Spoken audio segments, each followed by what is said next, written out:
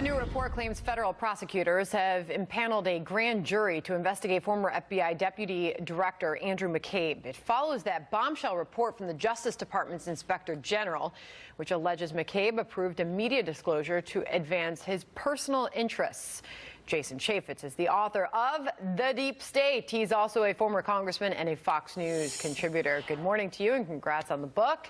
Received it the other day. Thank you. Thank you. Let me first ask you about this and this grand jury that's been impaneled to probe into Andrew McCabe. Obviously, you've got some strong thoughts on this. Well, it seems like for the first time, the wheels of justice are actually moving forward. And the impetus for this, the start of this is really Michael Horowitz's work. He's the head of the Inspector General's office there at the Department of Justice, an exhaustive year-plus long report, 560 pages. But the part of what they're finding was 4 instances where Mr. McCabe, evidently, the allegation is that he lied. 3 of those times under oath, and another one, and they're making the case and made the referral to the Department of Justice, and I hope, we don't know for certain, but this grand jury has been impaneled, and I think that's a good sign. So it's a good sign, but why? Why is this happening? Because justice is supposed to be blindfolded, and you had somebody who was using the power of their office to move their own personal gain forward. There were lots of questions about this person. Director Comey has gone back and said he believes that in the Inspector General's report. And if you have misused the power, this unique police power that we give people in the FBI, if you misuse that for your own personal gain, then you should be held accountable. And being held accountable means being prosecuted if you've broken the law.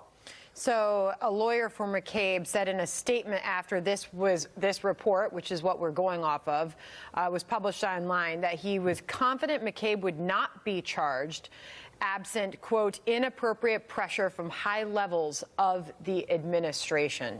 Your thoughts?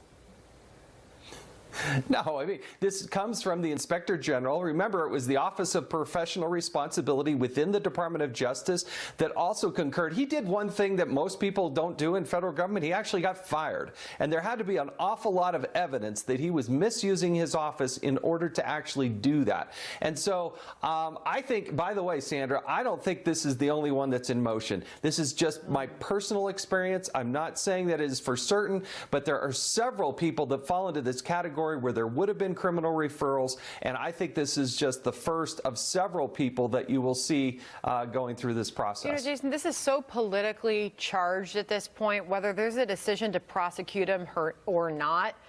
There's a case to be made that there's going to be a lot of criticism either way.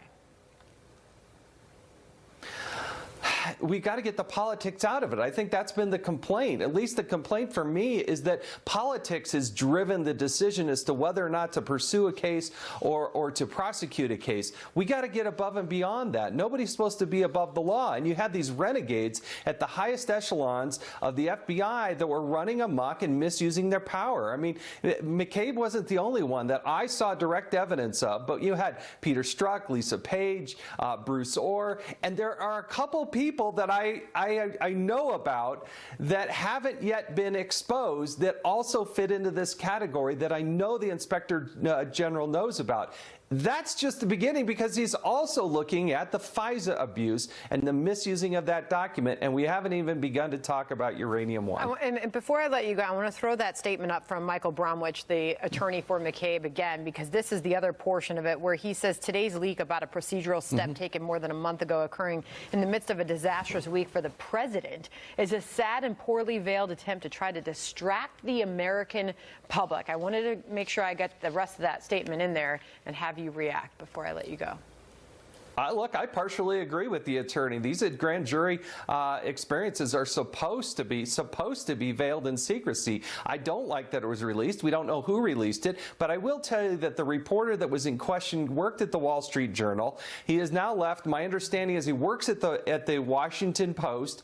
And this article appeared in the Washington Post. So I don't know. I mean, people can guess the way I'm guessing, but I don't like that it ever came out. And the timing, I think you can always make that case. But these types of materials should not be released to the public. Former Congressman Jason Chaffetz, thank you. Good to see you this morning.